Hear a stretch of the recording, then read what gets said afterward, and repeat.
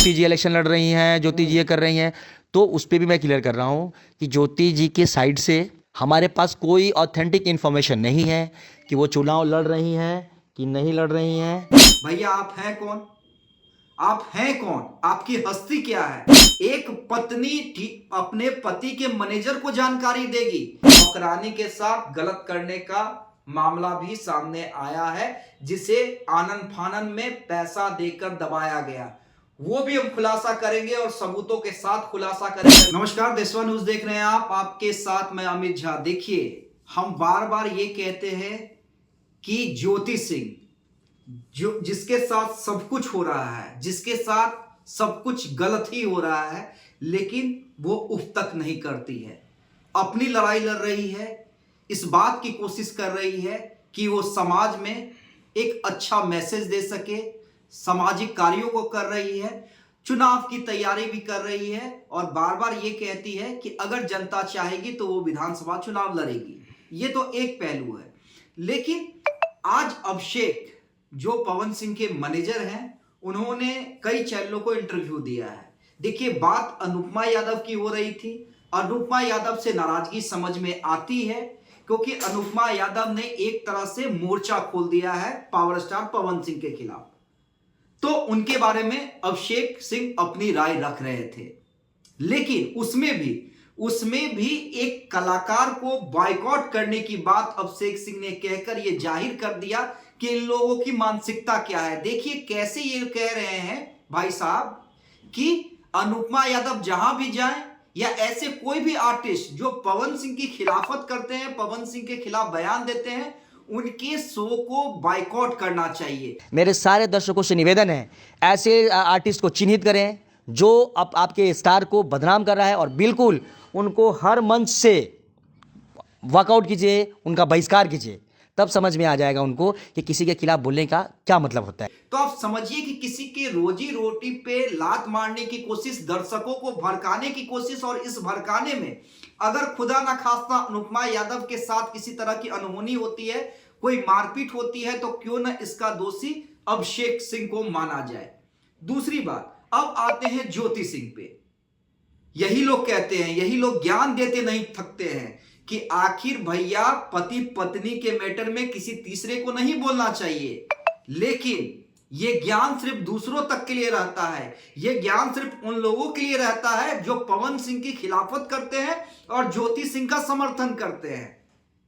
ये क्या कह रहे हैं कि ज्योति सिंह ने टीम मेंबर में से किसी को बताया नहीं है कि वो चुनाव लड़ रही है कि नहीं लड़ रही हैं। ज्योति जी इलेक्शन लड़ रही हैं, ज्योति जी ये कर रही हैं, तो उस पर भी मैं क्लियर कर रहा हूँ कि ज्योति जी के साइड से हमारे पास कोई ऑथेंटिक इन्फॉर्मेशन नहीं है कि वो चुनाव लड़ रही हैं कि नहीं लड़ रही हैं। भैया आप हैं कौन? आप हैं कौन? आपकी हस्ती क्या है?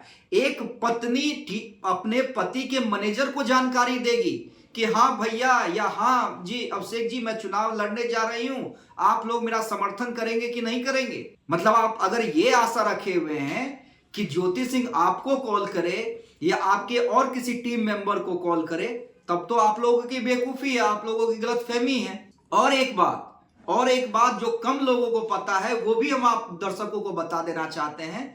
ये भाई लोग क्या किए हैं कि पवन सिंह ने का जैसे ही चुनाव खत्म हुआ और जैसे ही पवन सिंह ने यह मन मनाया कि अब ज्योति का तो काम हो गया, उसके बाद पवन सिंह का नंबर चेंज करवा दिया गया। जी हाँ, सही आपने सुना, पवन सिंह का नंबर चेंज करवा दिया गया और ज्योति तक को नंबर नहीं दिया गया है ताकि ज्योति पवन सिंह से बात कर सके। ये ऑथेंटिक खुलासा हम कर रहे हैं। ज्योति जी इलेक्शन लड़ रही हैं, ज्योति जी ये कर रही हैं, तो उस पर भी मैं क्लियर कर रहा हूँ कि ज्योति जी के साइड से हमारे पास कोई ऑथेंटिक इन्फॉर्मेशन नहीं है कि वो चुनाव लड़ रही हैं कि नहीं लड़ रही हैं। देखिए, पवन सिंह और पवन सिंह की टीम के लोग और खासकर हमें तो यही लगता है कि ज्योति जो भी मैसेज अभिषेक को दे रही हैं पवन सिंह के बात करने को लेकर, या कोई मैसेज पहुंचाना चाहती हैं कि रहने को लेकर या चुनाव को लेकर या और भी अन्य कामों को लेकर, अभिषेक या उनके टीम के लोग पवन सिंह तक ज्योति की बात नहीं पहुंचा रहे हैं।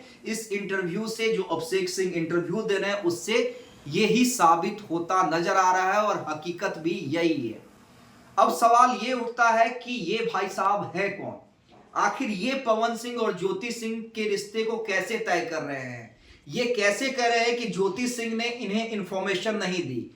इनकी हैसियत, इनकी अहमियत पे भी सवाल है कि आखिर एक पत्नी अपने पति के मैनेजर को इंफॉर्मेशन क्यों दे, और अगर कोई इंफॉर्मेशन दे तो उसके पति तक जानकारी क्यों नहीं पहुंच रही है, एक अहम सवाल है। और इसलिए हम कह रहे हैं कि अगर इस पूरे पिक्चर में कोई सबसे बड़ा विलेन उभर कर सामने आ रहा है तो वो ये अभिषेक सिंह है। देखिए, हम दूसरी घटनाओं का जिक्र नहीं करना चाह रहे थे, लेकिन एक चीज और हम बता दें, इन्हीं के टीम में से एक व्यक्ति पे, किस व्यक्ति पे हम नाम बाद में खुलासा करेंगे, नौकरानी के साथ, जी हां, नौकरानी के साथ गलत करने का मामला भी सामने आया है, जिसे आनन फानन में पैसा देकर दबाया गया।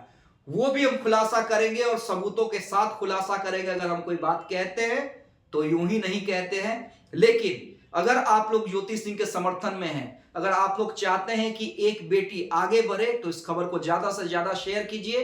अभिषेक सिंह जो इन दोनों के बीच में, पति पत्नी के बीच में आ रहे हैं, उनको ट्रोल कीजिए। और हम अनुपमा के समर्थन में भी कहेंगे कि भाई, किसी कलाकार का बहिष्कार करने के लिए कोई कह सकता है, लेकिन बहिष्कार कोई चीज नहीं होता है। आप जिसे सुनना चाहें सुने, जिसे ना सुनना चाहें ना सुने, लेकिन किसी के भड़काने पे ना आए। बहुत बहुत धन्यवाद।